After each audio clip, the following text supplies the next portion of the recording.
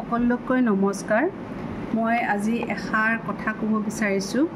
আজি সকলো আমি বহুত দুখত আছোঁ, যিহেতু আমাৰ মাজৰ পৰা আমাৰ চবতকৈ মৰমৰ মানুহজন গুচি গ'লগৈ, আৰু যিটো কোনেও তেওঁৰ জেগাক কোনেও পূৰাব নোৱাৰে। কিন্তু আজি মই ভিডিঅ'টো এটা অনুৰোধ কৰিবৰ কাৰণেহে বনাইছোঁ। মই এজন সকলোৰে নিচিনা জুবিনক ভাল পোৱা মানুহ হয়। মোৰ ঘৰ যোৰহাটত। কথাষাৰ এইটোৱে যে যিজন মানুহে গোটেই জীৱনটো শান্তিত থাকি ভাল পালে, নিজৰ মতে কাম কৰিলে, সেই মানুহজনক আজি নিজৰ মতে যাবলৈ দিয়া হোৱা নাই। তেওঁতো গ'লেই গৈ, তেওঁৰ দেহটো আছে। সেই দেহটো লৈ পেলাই কিয় আমি ইমান হুলস্থুল কৰি আছোঁ? তেওঁ দেখি ভাল নাপাব এই কথাবোৰ।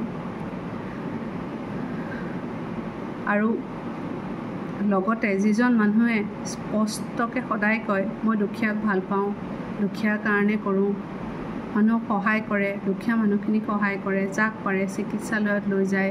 তো আজি যি পৰিস্থিতিৰ সৃষ্টি হৈছে, তাতে এনেকুৱা পৰিস্থিতিত এজন সাধাৰণ মানুহে আহি, যিজন মানুহে ডেইলি হাজিৰা কৰে বা সৰু সুৰা বস্তু ব্যৱসায় কৰে, কিবা এটা কাম কৰি খায়, সেই মানুহজনক ঘৰ ভালকৈ চলা নাই, বা কোনোবা এজন হস্পিটেললৈ যাব লগা হৈছে, তেওঁ ভালদৰে হস্পিটেল যাব পৰা নাই।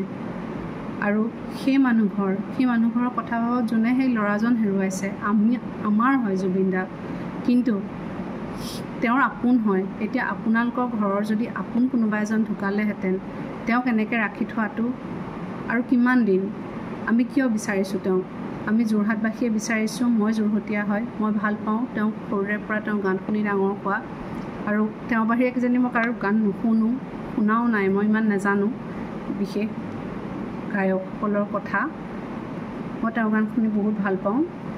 আৰু যিহেতু সেই ঘৰখনে অকণমান শান্তিত সেই মানুহজনৰ শেষ কৰ্মখিনি কৰিব পালে, ভাবোঁ যে অকণমান শান্তি পাব মনত।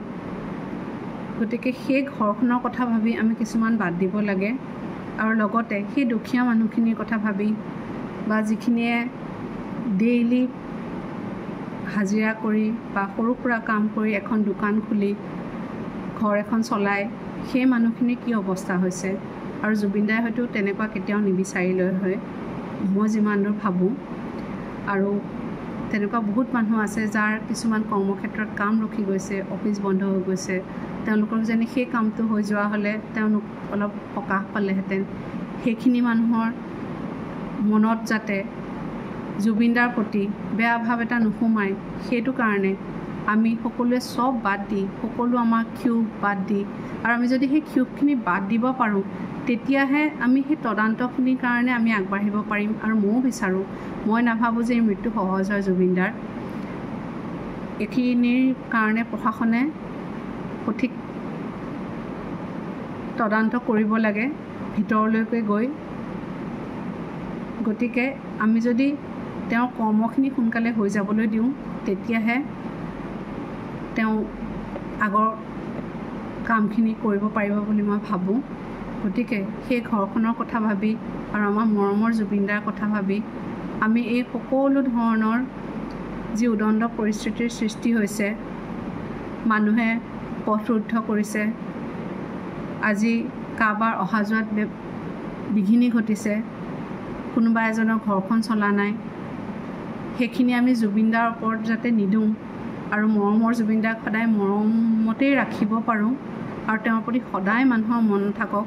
আমি মনেৰে তেওঁক বহুত বহুত ভাল পাওঁ, আৰু এজন জুবিন দা জীৱনত কেতিয়াও নোলাব, আৰু কোনো হ'বও নোৱাৰে। গতিকে আপোনালোকক মই বিনতি কৰিছোঁ, ৰিকুৱেষ্ট কৰিছোঁ, তেখেতক শান্তিত যাবলৈ দিয়ক, তেখেতৰ ঘৰখনক শান্তিত তেখেতৰ শেষ কৰ্মখিনি কৰিবলৈ দিয়ক। এয়াই মোৰ অনুৰোধ।